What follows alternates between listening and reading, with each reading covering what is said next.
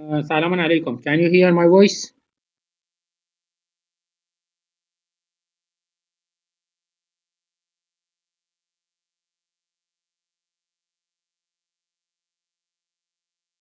Okay.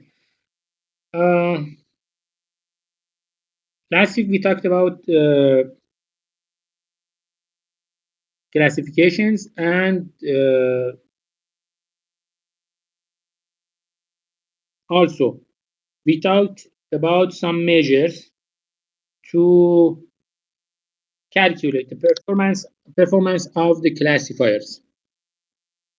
Today we will continue our course, and firstly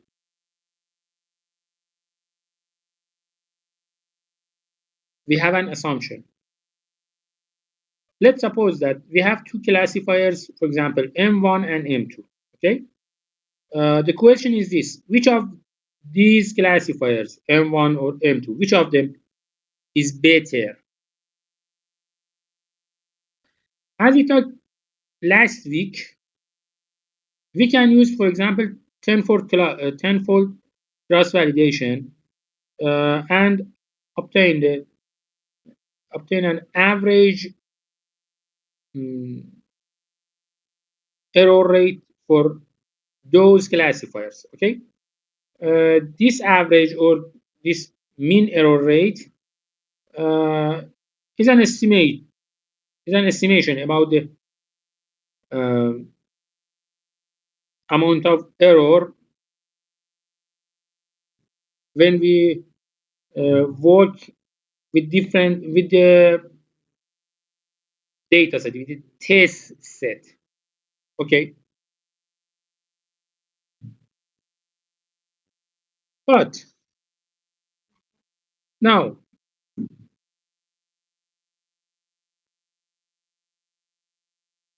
using mean error rate is one of the measures for us to talk about performance of classifiers. Okay, but what about the other attribute or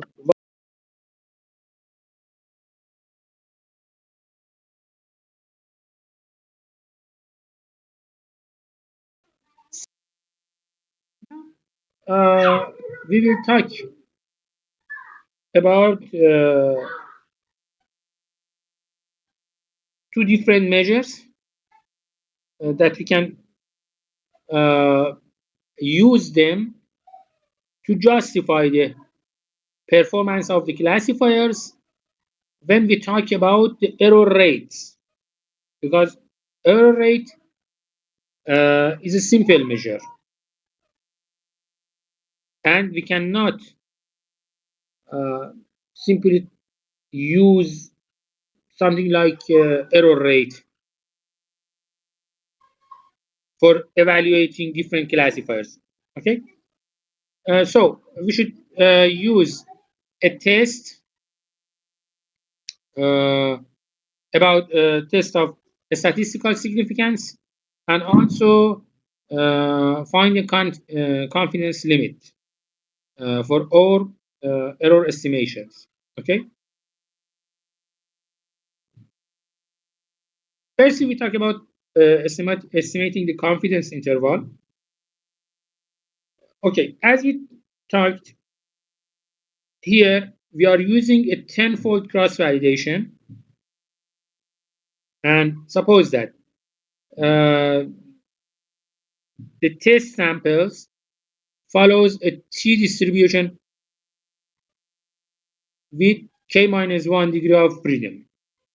Okay, k here is 10. We are using tenfold cross validation, and now we say that we assume that our samples have t distribution with k minus 1 degree of freedom. Okay, in this case we can use t-test.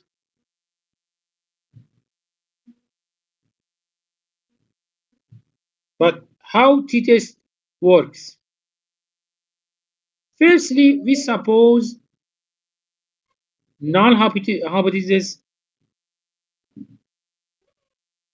is applied in our cases, in our case. Okay. What does it mean? It means that two classifiers M1, both M1 and M2. Performance of those classifiers are the same. Okay. Here we say this is our null hypothesis. Those classifiers have similar performance, and we should reject this hypothesis. If we reject, then we can talk about their performance. If we reject, we can say, okay, M1 and M2 are not same as each other. They are statistically different classifiers, and their performance are not same together. Okay, and then we can say that, okay, this model is better. The model with the lower error rate is better than the other case.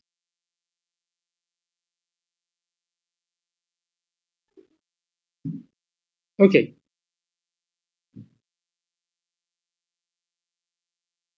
So we need to prove that our null hypothesis is wrong. Okay. Let's suppose that we have only one test set. If we have only one test set, simply we can use a pairwise comparison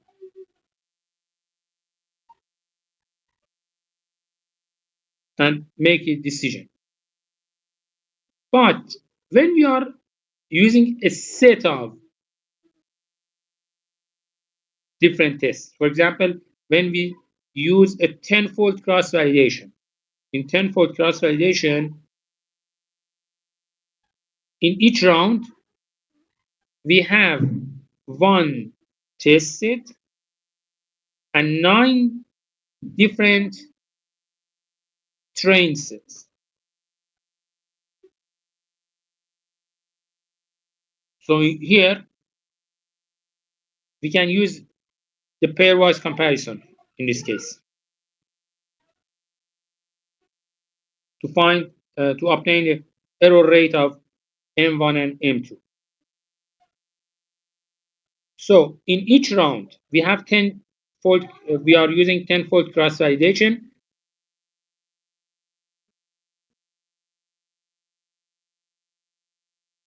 Okay, we have used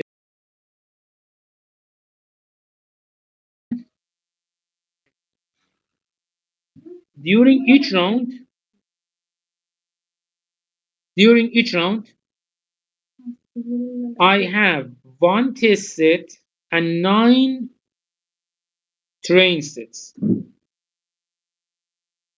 So according to the first line of this slide, I can use a pairwise comparison in this case. For each round, not for all rounds. For each round, during each round, I can find the error rate of the test set for each of those classifiers. The error rate for the M1 classifiers for the ice round, and error rate of the M2 classifiers for the ice round. Okay.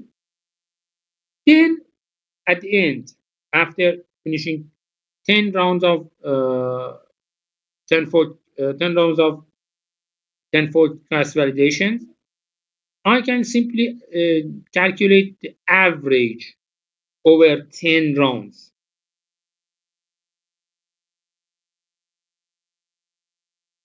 to get the mean error rate for M1 and M2.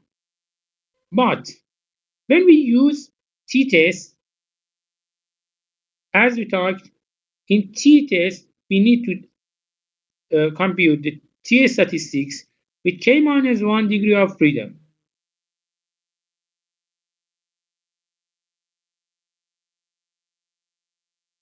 The t-test can calculated using this equation here. The difference between the average error rate of M1 and M2, excuse me, the difference between the mean error rate of M1 and M2 divided by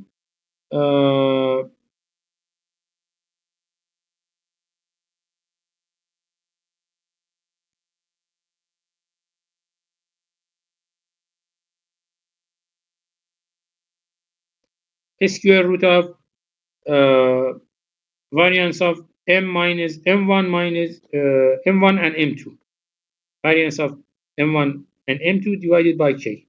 Okay, and here variation between M1 and M2 can be calculated using this equation here. So we can calculate the t-test using this equation, and now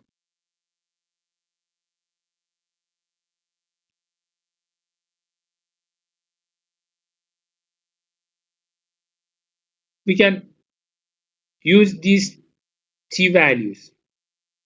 If we have two different test sets, firstly we talked about a case with only one test set. Now we are looking for a case with two different test sets. In such cases, we need to use a non-paired t-test.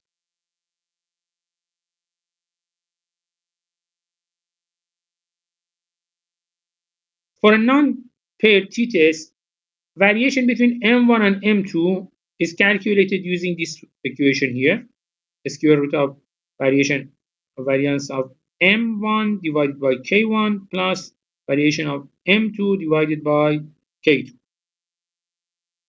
Where K1 and K2 are number of cross-validation samples used for M1 and M2 respectively.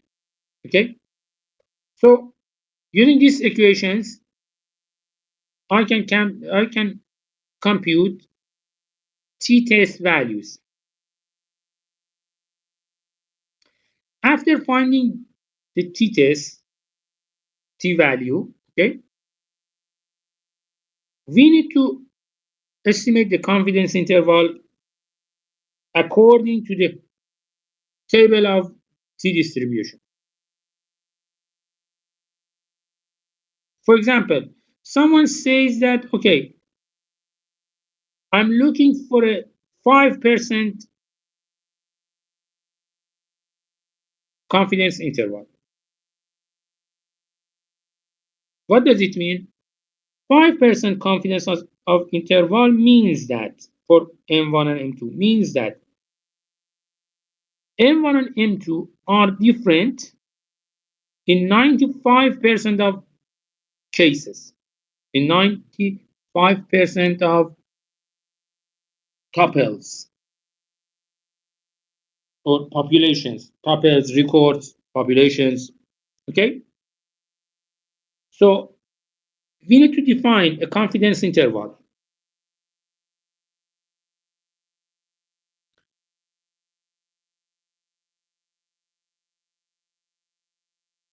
So simply, I need to a table for t-distribution. You can find this table in statistic books. Okay, and simply you need to look for the confidence interval and t values.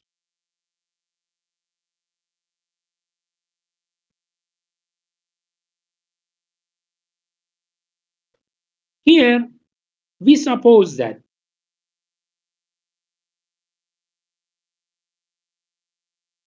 The estimated confidence interval and the t-distribution uses a Gaussian distribution shape. T-distribution is a distribution with Gaussian distribution shape, something like this in slide 58. So when we are talking about the confidence interval, according to this figure, it means that we are looking for the white zone in this picture. The dark zone in this plot is all significance level.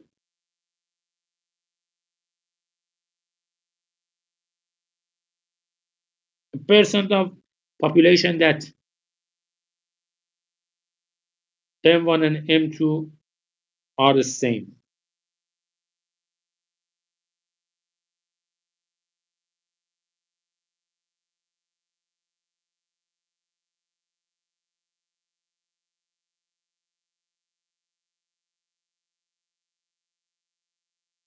Here, for example, here, in this slide here, we are looking for the confidence interval of 5%, okay? 95% or 5 or significant levels of 5%.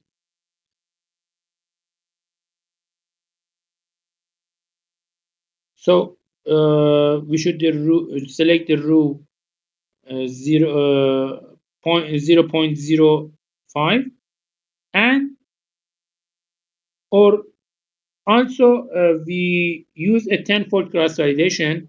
So here our degree of freedom is k minus 1, k is 10.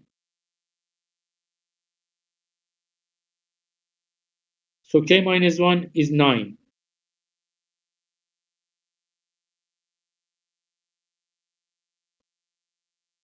The cross point between the rows 0.05 and the row 9 is value of 1.833. Look at this.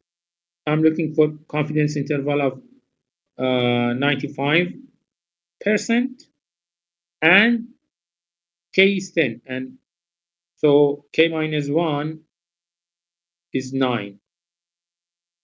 So just simply I'm searching for the cross point between these two items in the T table.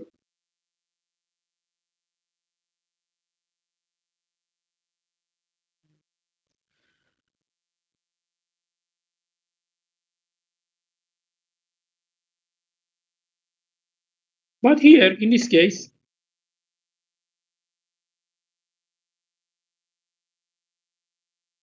as we talked, look at the shape. Shape of T distribution is symmetric.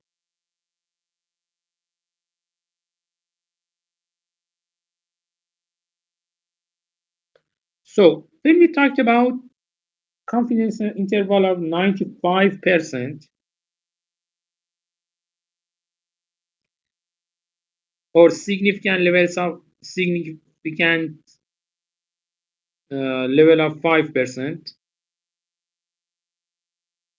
because of symmetric shape of T distribution plot, firstly, we should divide the values into two parts. So in this case, instead of saying, okay,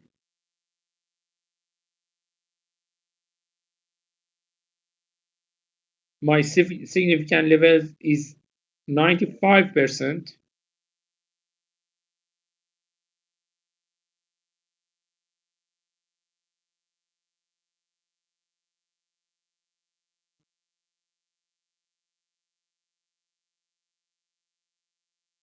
I can say that, okay, I should divide the 5% into two different parts, or I should select a significant level of 0.025.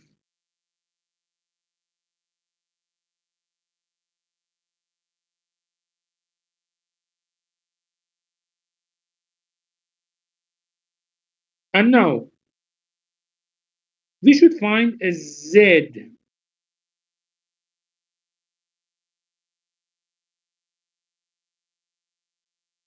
interval here in this case. Z is 0.025, and our t value, in this case, our t value should be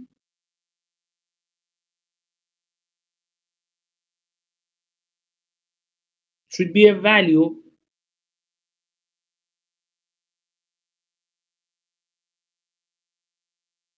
between z and between minus z to z.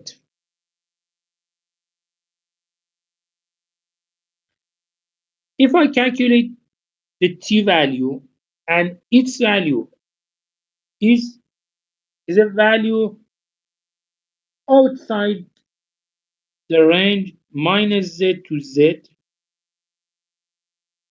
so I can say that this value, this t value,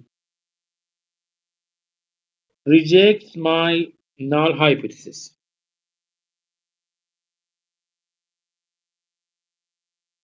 And significantly, I can say that, okay, my classifier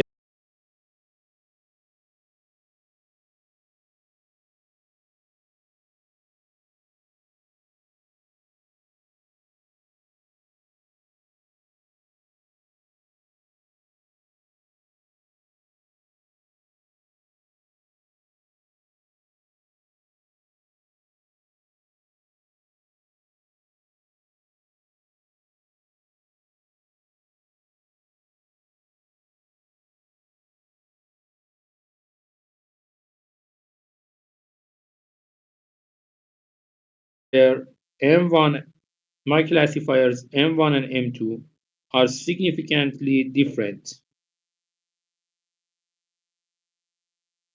But if my t value stands in the range of minus z to z,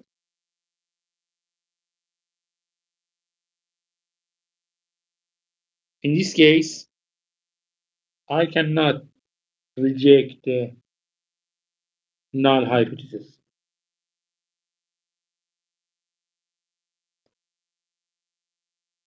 Abdul said that, asked me that, how did we get this table? We can find this table in a statistics book. You don't need this table in your exam. I said multiple times in my exam, in this course, you don't need to memorize mathematical calculations. You don't need them. Maybe you need them during the assignments. Maybe. But not in the final exam. Not in the exams.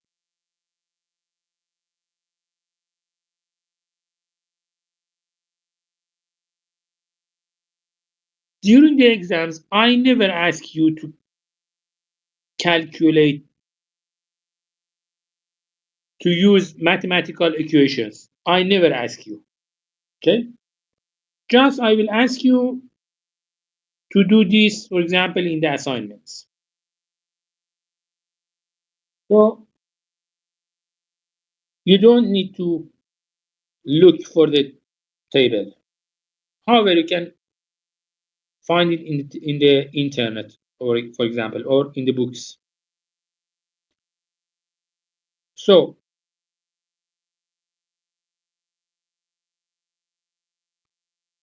firstly, I'm calculating a t-value.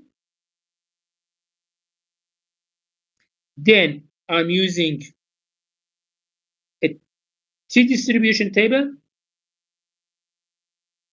with k minus 1 degree of freedom and with a predefined significance interval. If I should prove that the t-value is outside of the range of z. If my confidence interval is, for example, x, so simply I can say that z is 100 minus the confidence interval divided by 2.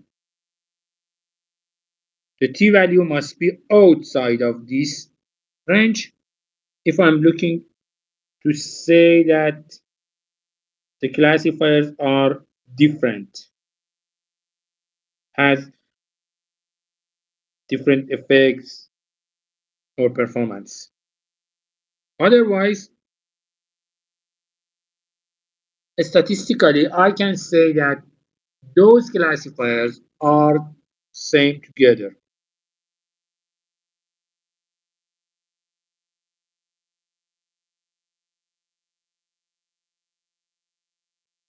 And in such case, I can say, okay, the differences are something random. The difference is something by chance, nothing else. Because M1 and M2 are same together.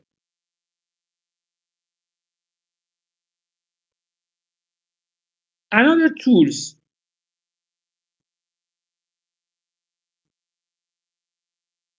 to select a better classifier is ROC curves. ROC means receiver operating characteristics. Uh, the ROC curves are used in radar systems to detect, for example, an airplane, a helicopter, or something like that, a flying bird in the sky. Okay. The primary usage of ROC curves was in radar systems. But here, we can use ROC curves in our work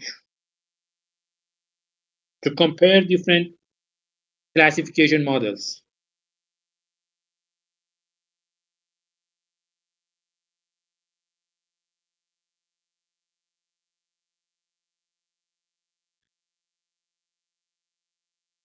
If you if you look for the theoretical uh, platform of ROC curves, you can find them, for example, in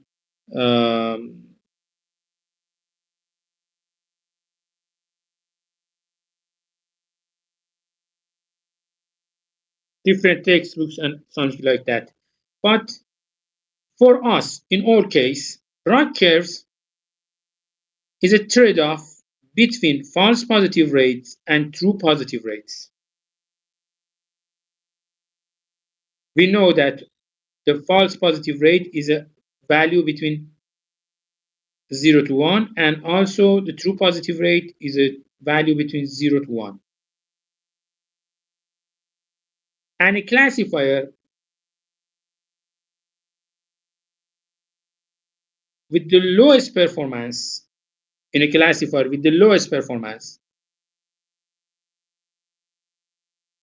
the false positive rate of a classifier should be equal to true positive rate.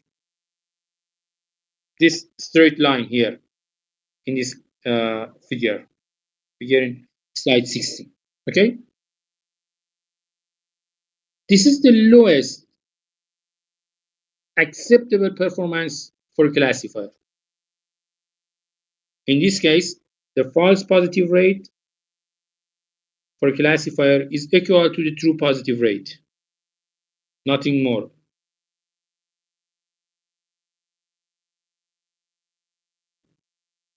Here, for example, you can see two other lines. Two other lines. One of them is near to the straight line, the other is far from the straight line.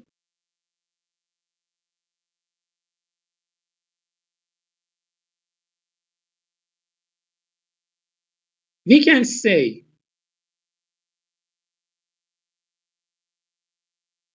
the classifier with the weaker performance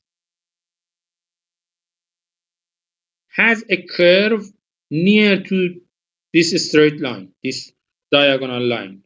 Okay? So the better classifier, the curve of the better classifier is far from this diagonal line, this straight line. In this case, you can see that we have a curve far from the straight line. But the other line, the other curve is near to diagonal line.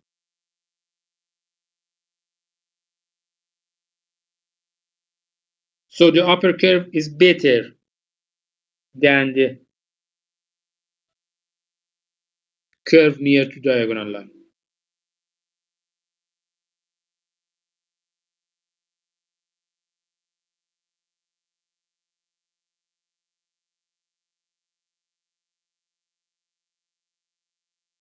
Using a right curve strategy can help us to compare the results of different classifiers, the performance of different classifiers. Okay? If you are looking to calculate the way to calculate the ROC curves, you can read the book, your textbook. It's simple, and there's an example in the book. You can calculate your ROC curves based on similar to the example.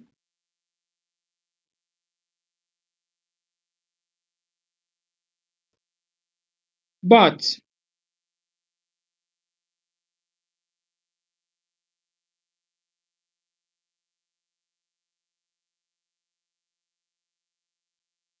I suggest that, especially in the unbalanced data sets,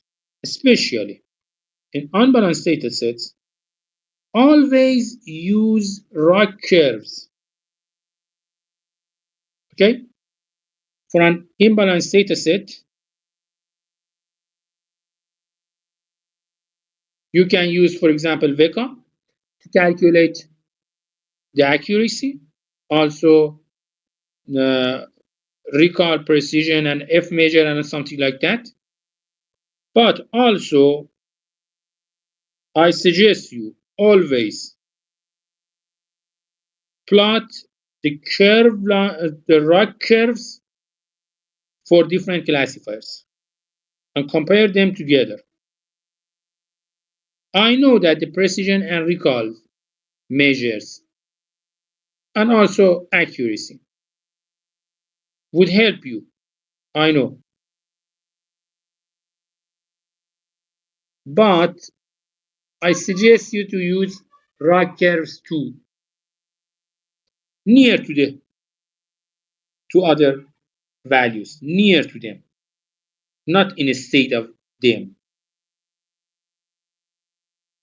Use them together. Precision, recall, accuracy, F measures, and also Rutgers. Use all of them together. Okay. Until now, we talked about a strategy to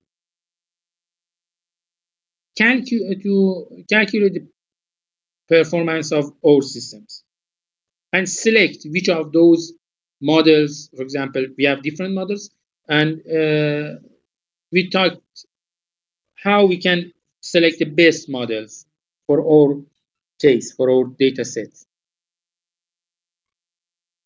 Okay, but from the first of this term, always I said,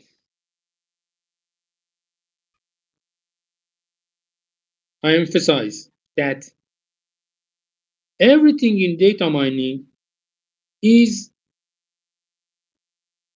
based on our goals in our projects. So maybe you choose a model for a data set with goal, for example, G1, and you choose another model for goal G2, for example. When you change your goal, you need to change your model selection, your classifier models. Maybe. But why? Why we need choose different models? Even when we are even when we work with the same data sets, why we should choose another model?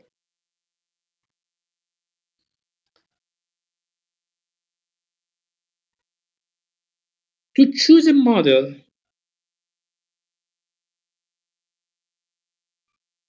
we should be care about different affecting issues. For example, in some cases, researchers are working to reach a higher accuracy. In some cases, not always.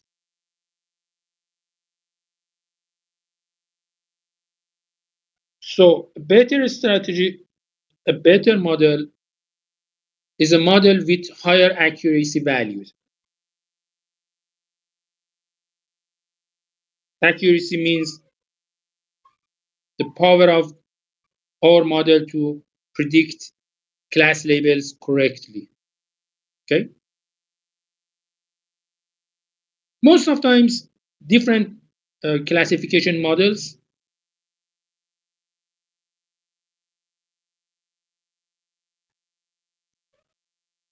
are working to reach a higher accuracy. Most of times, not always. Sometimes we are looking for a speed. We need two different time intervals.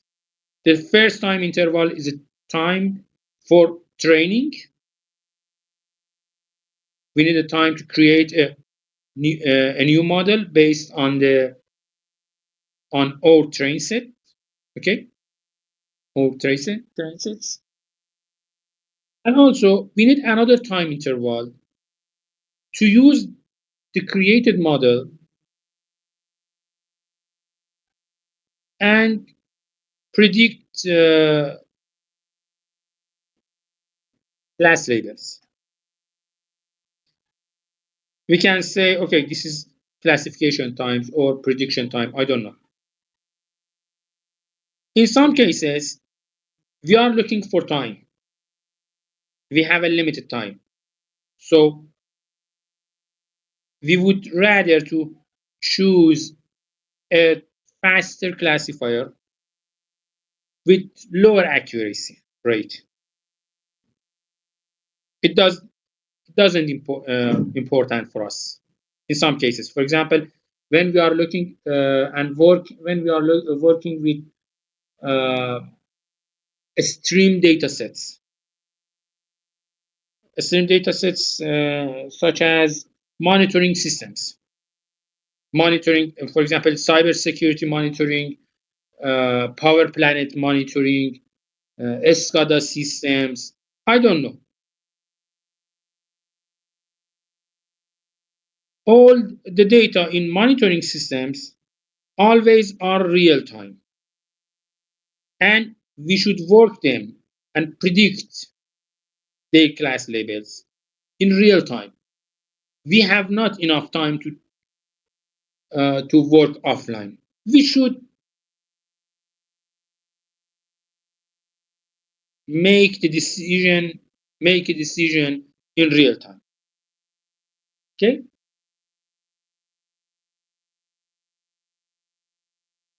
as fast as possible. But for example, in IDS system, intrusion detection systems, in cybersecurity systems, in for example, in networks, computer networks, we have enough time in the IDS system. An IDS system works offline. An IDS system gathers,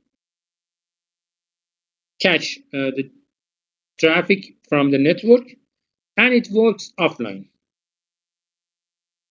For example, after some days, some weeks. In that case, we have enough time. We don't look for a speed. We just look for accuracy in for example IDS. So speed is one of the most important issues that affects my model selection strategy. The third issue is robustness. Robustness means that my model is robust against noises, against misvalues, against against outliers, and something like that. Because as we talked in the past, noise, missing values, outliers, all of these abnormal values affects my models. So in an environment with lots of noise, lots of missing values, or something like that, we should choose a robustness model, a robust model. We have to choose. Maybe the accuracy of the model is less than the accuracy of other models. It's not important. Robustness is more important in that case. It's more important than accuracy. Scalability is the fourth issue. It means that if the size of my dataset increases, became large, still my model can work with them.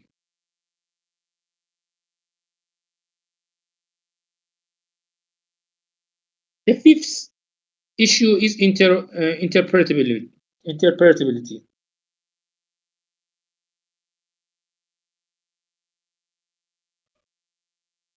This issue means that I should understand the model. I should understand how a model works. For example, in a tree structure, simply I can understand how a tree makes prediction. Because a tree structure is simple.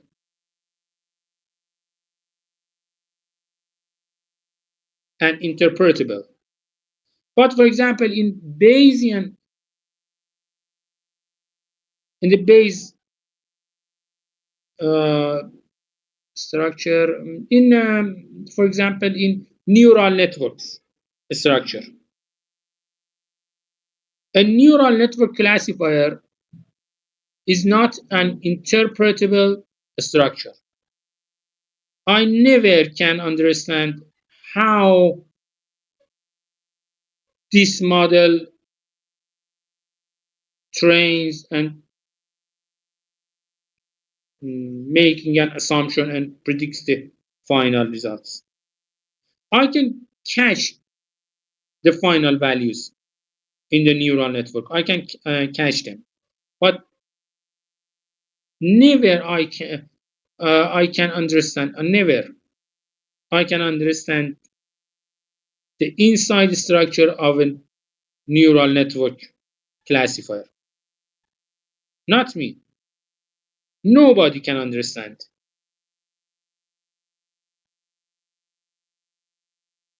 If you are familiar with the neural network structures, artificial neural networks, you can prove my statement. You never could interpret the internal states of a neural network. You never. If you change the structure of input values, changing the even order of input values, simply the structure of inside the structure of a neural network changes. Simply.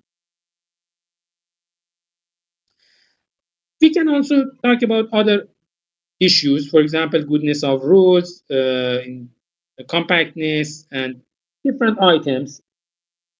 I don't know. So when I'm selecting a model, I should say that, okay, why you are looking for a classification? What are the main properties of your classifiers? This is completely dependent to my environment and my goal. I said that, for example, in IDS systems, I have enough time to analyzing the behavior of network traffics. So speed is not important. Speed is not too important for me.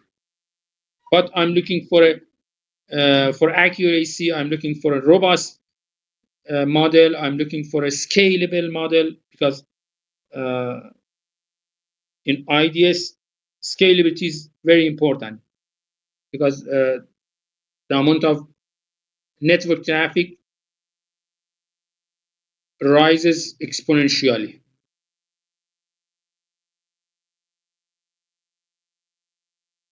So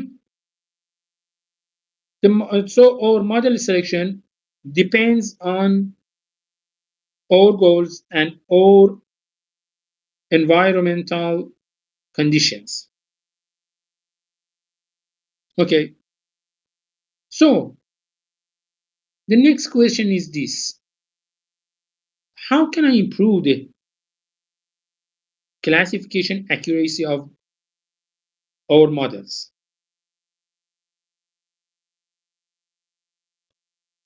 Let's suppose I have three different classifiers, for example, C1, C2, 2 until C classifiers. I have different classifiers. I know that those classifiers have their own predictions. Okay, one of the predicts, okay, class label, for example, is X. The other predicts class label is Y, and so on. Okay, in our society, in our social society, in our human territory,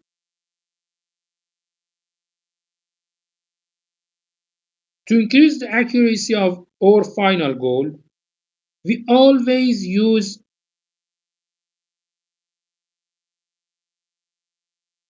collaboration.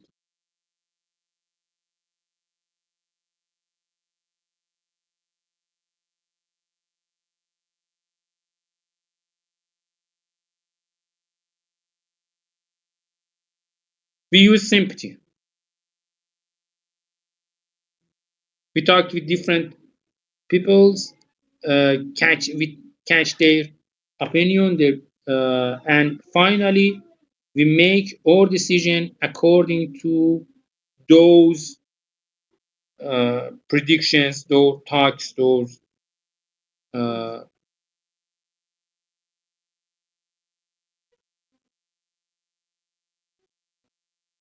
mm,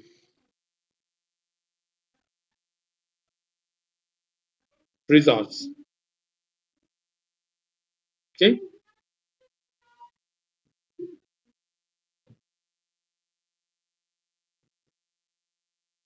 In data mining, if you use something like this,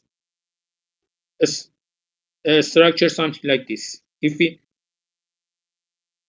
use different classifiers and then combine their predictions, their votes, to make the final decision, we say that we are using an ensemble method. So an ensemble method is a combination of different models.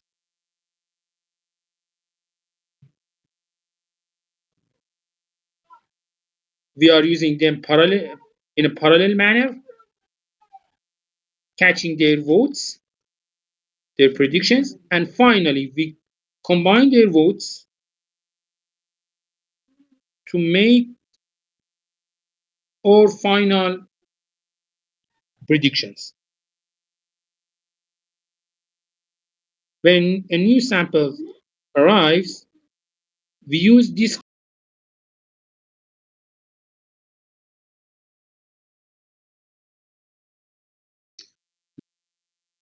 We can use ensemble strategy in different cases. How? For example, I can use ensemble strategy for classification. I can use ensemble strategy for clusterings. I can use ensemble strategy for feature selection. Always, I can use different strategies. Okay? And always we say that this is an ensemble strategy. There are different methods and models ensemble for ensembling. Here we talked about three different models. The first one is bagging, the next one is boosting, and finally I can uh, combine it heterogeneous classifiers. In bagging strategy,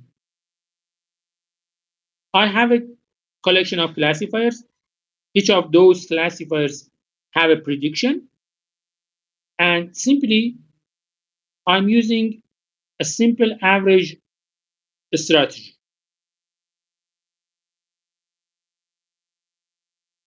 I'm using a simple averaging strategy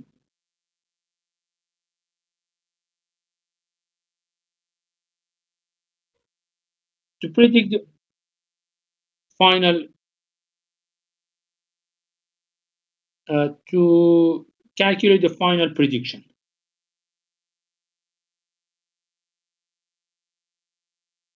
In the boosting strategy, again, we are using an average strategy, but in the boosting, we say that, okay, those classifier may have different weights.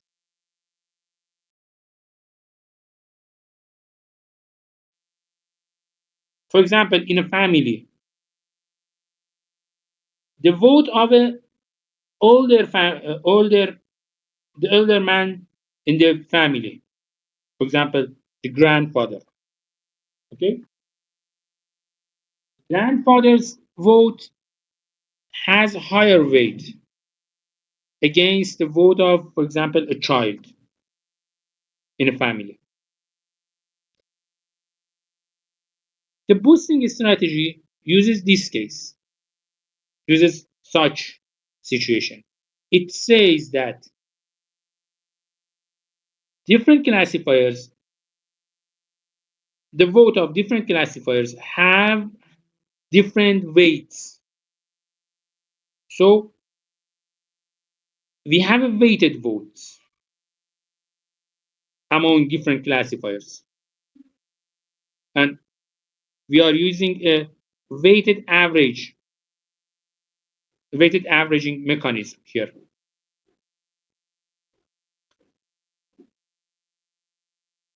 Bagging and boosting are two well-known ensemble methods, but there are several other ensemble methods. You can search them easily in the internet and find them in the internet. But always in the ensemble method, we are use a combination of a set of heterogeneous classifiers. Those classifiers are completely different. Their basics, their basic natures are completely different. For example, I can use a tree.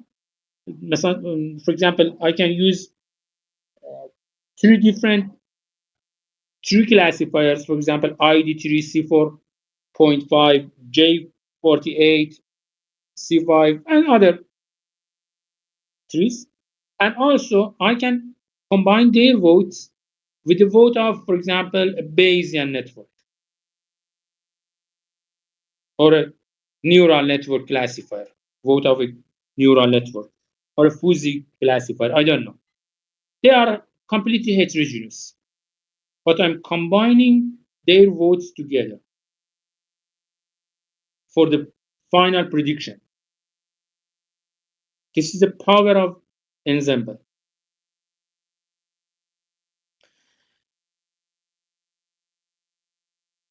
In the bagging, for example, someone is sick. He goes to the doctor's office, different doctors. Okay, each of those doctors have a vote about the illness.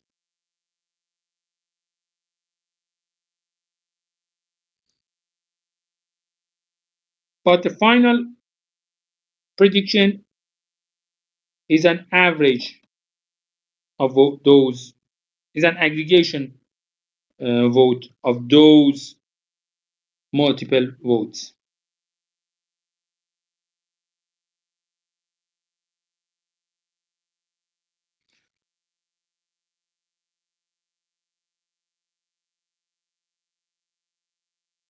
In the banking strategy,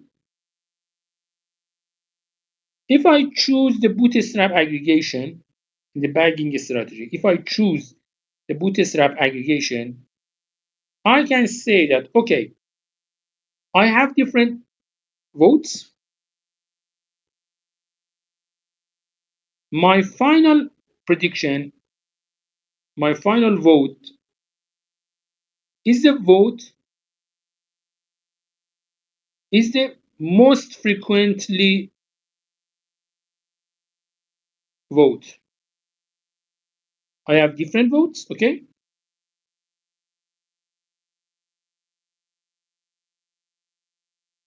Just I say that, okay, for example,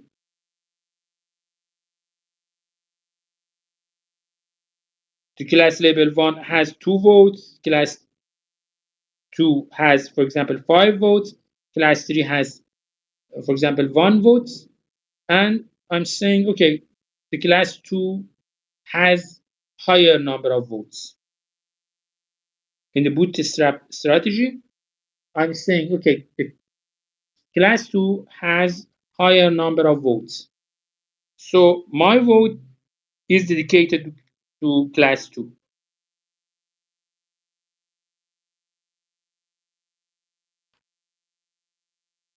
For continuous value, I can use the averaging mechanism for continuous values.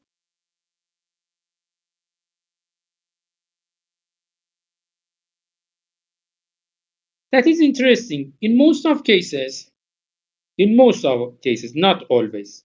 In most of cases, the ensemble methods has higher accuracy against a single classifier. In most of cases, not always.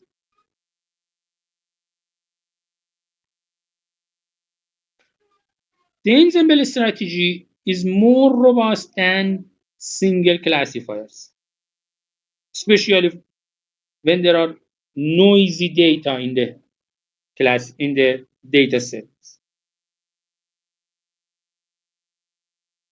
Their accuracy and their robustness are better than single classifiers.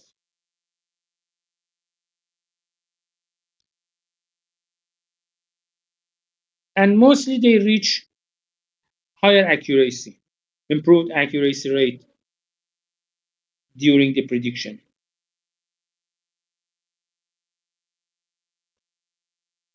In boosting, I say that some votes has higher weights. For example, I'm asking from 3 different doctors about my sick illness. Okay? But I'm saying that, okay, I think this doctor is better than the rest. So his vote has higher weight against the other votes.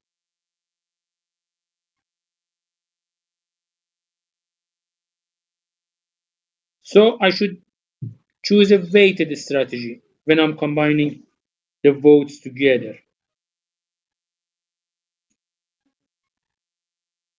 Okay? The boosting strategy is good for, especially for numerical predictions, and in most of cases, boosting strategy uh, reaches higher accuracy when I'm comparing it with bagging. Boosting strategies uh, have higher accuracy, but it should be noted the boosting strategy have higher the boosting strategies have higher risk of overfitting. In the past lectures, I talked about overfitting, and the boosting strategy has higher risk. Boosting strategies have higher risks of overfitting the model. And we know that overfitting can increase the misclassification rate among different data.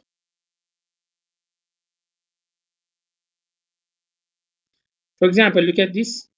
AdaBoost one is one of those boosting strategies. Here you can see that uh, to calculate the error rate of different classifiers, it uses a weighted strategy. In the equation in slide 66, you can see a W variable. W of I, W of J. It means the weight of J's classifier.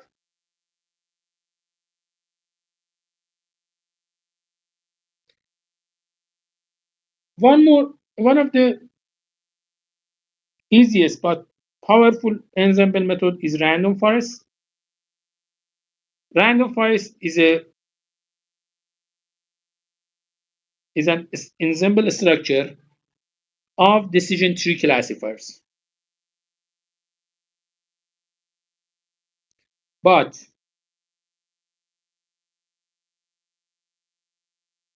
to create these decision trees,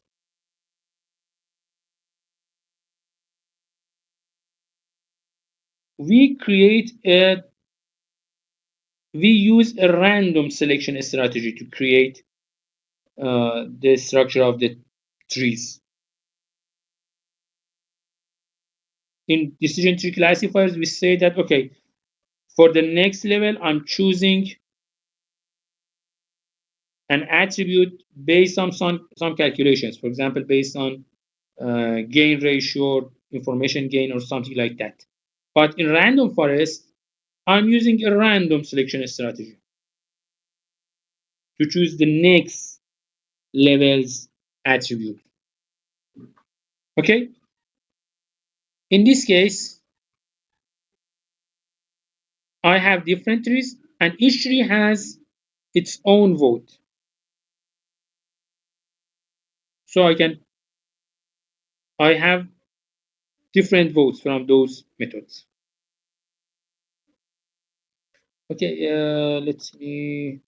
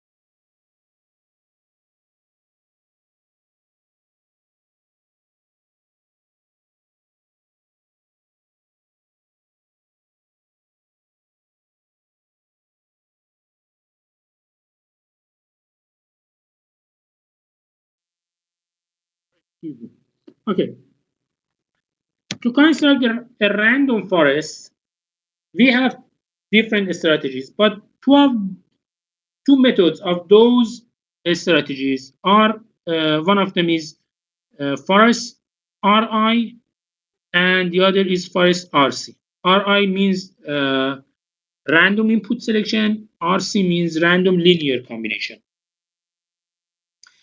In the forest RI strategy, to create each tree, randomly we select an attribute. Okay. At each node, let's suppose that at each node we have f different candidate attributes. In each node, I should split the node into different uh, partitions. To create this partition, I have f different candidates. Here, for example, cart methodology can be used to grow the trees to the maximum size. In the forest RC,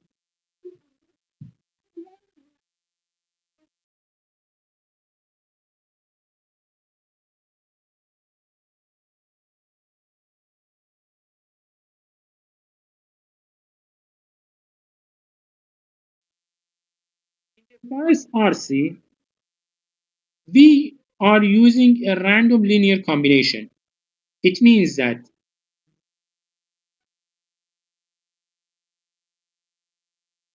we are looking to create new attributes according to a linear combination of the existing attribute. We have some attributes, okay? We are combining them to create new attributes.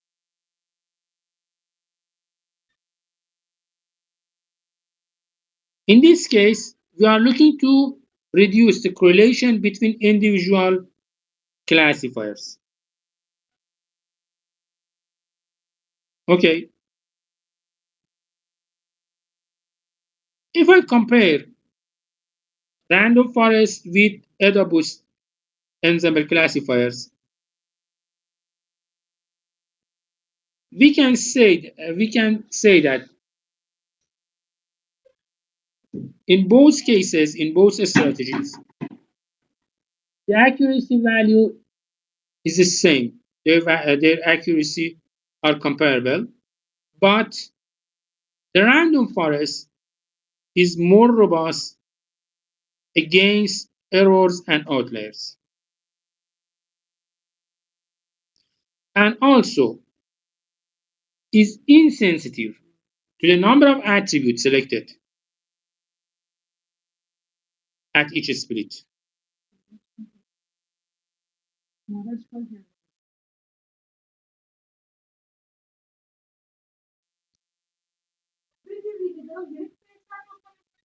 Now, Puri, excuse me.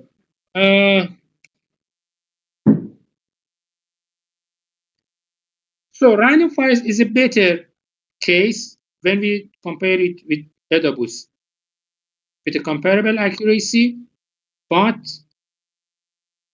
it's more robust and it's less sensitive to the number of attributes. Also, it's faster than bagging and boosting strategies.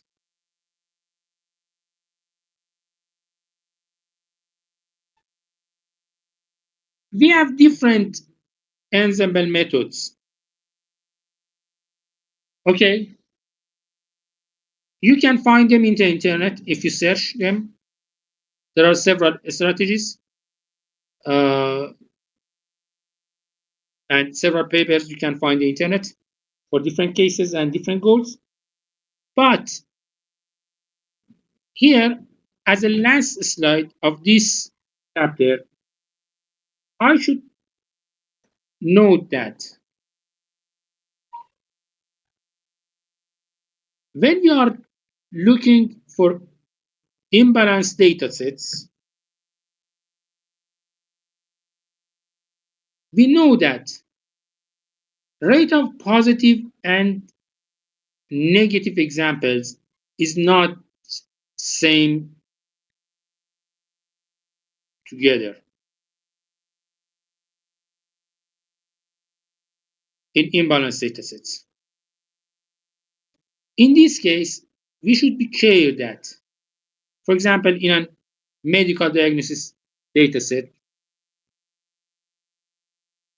number of positive examples, for example, for a cancer dataset, in a cancer dataset, number of positive examples is very low.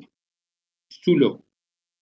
Positive examples are rare, but they are very important. Those rare examples are very important. As we talked in the past,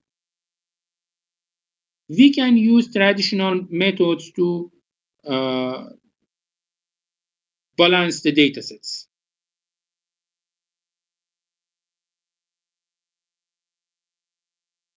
Why? Because if I use traditional classifiers, traditional methods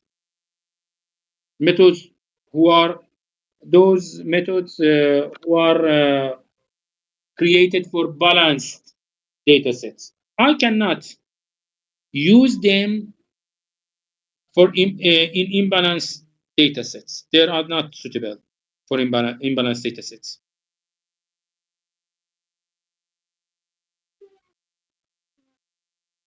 So we need to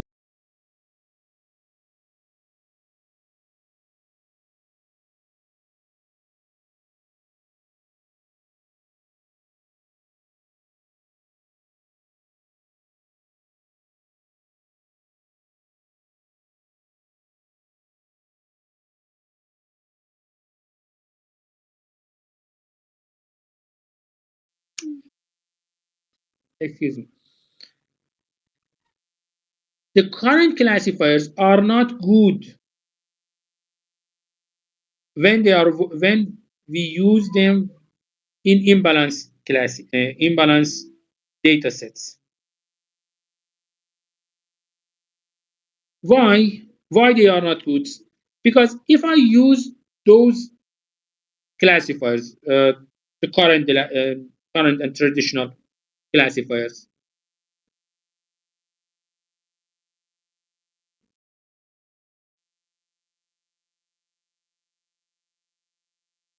we can see that our models becomes we can see that our models becomes overfitted.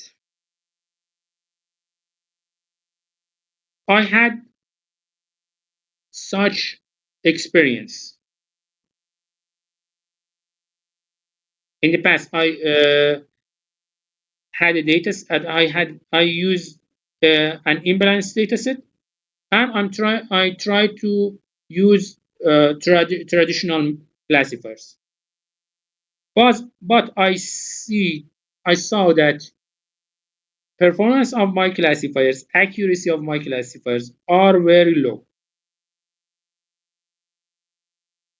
Why?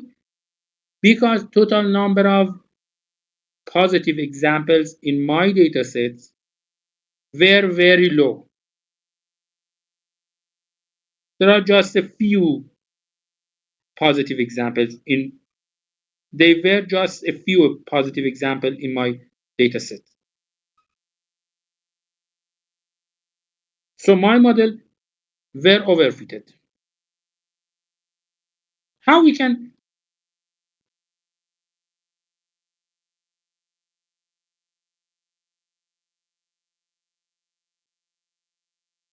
overcome this problem? We can use different strategies. For example, we can use oversampling. Oversampling means that we should resampling the rare class, the minority class, or we can use undersampling. Undersampling means that we should reduce number of records uh, in the majority class. We should remove some tuples in the majority class, or uh, we can use threshold moving strategy. Threshold moving strategy means that we can change some thresholds. For example, when we talk about uh, tree classifiers, we see that we saw that there are several thresholds to find partition points. Okay, we can choose different thresholds, move those thresholds uh, to our rare classes. Okay, or we can use ensemble techniques in such cases. However, Still, we have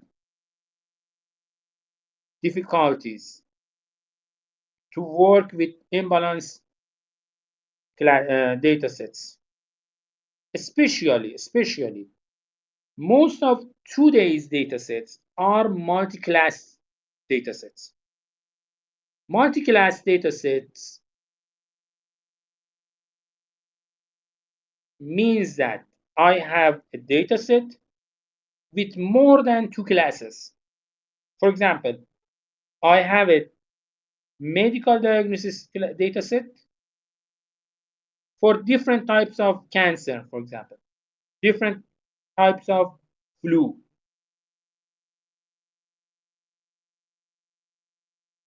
There are more than two types of, for example, cancer or flu.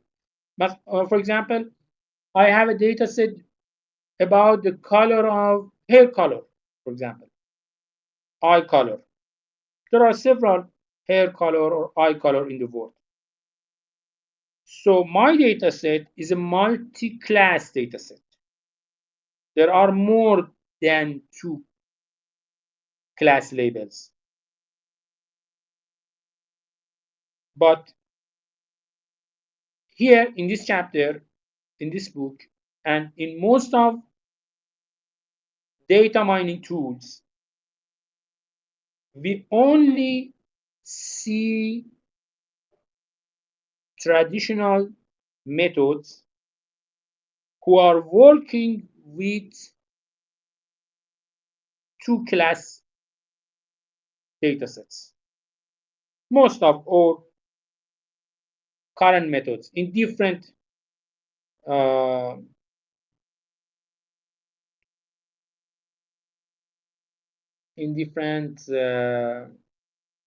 data mining tools, such as Vec or something like that. Most of them only works with two class models, with two class datasets.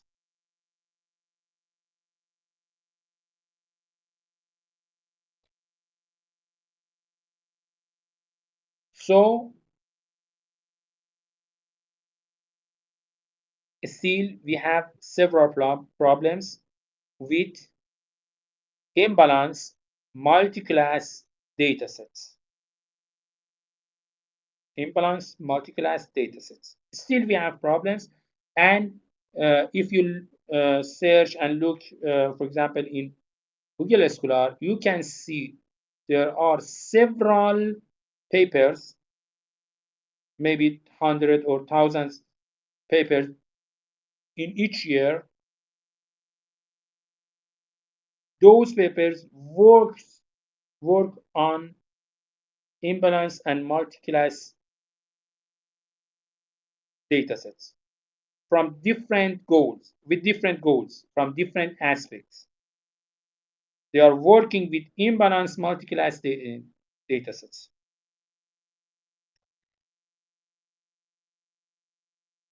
Also, I should say that here, I should say as a final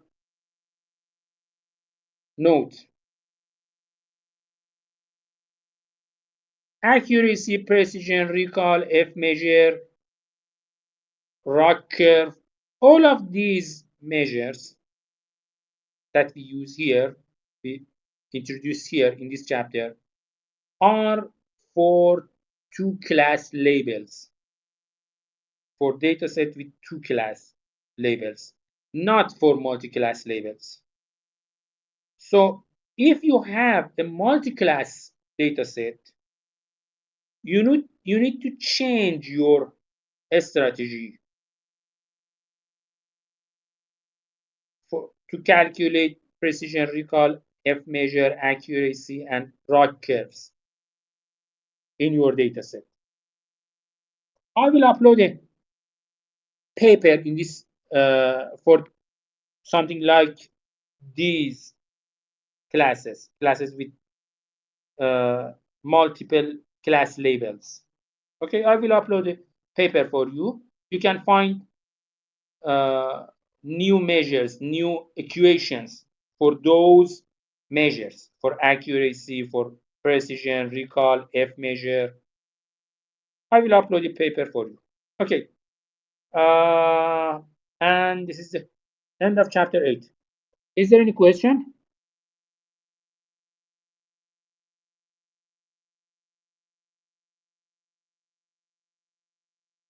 Oh, my God. I will get them to you. Don't worry.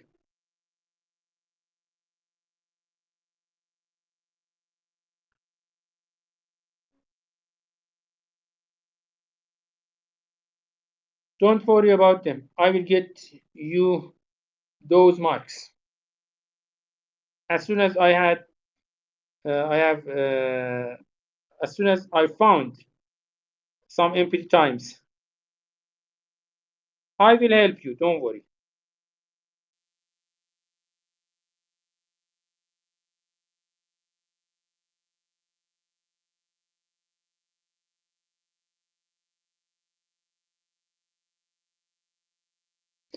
Okay. Thank you for joining the class. I wish the best for you. And goodbye.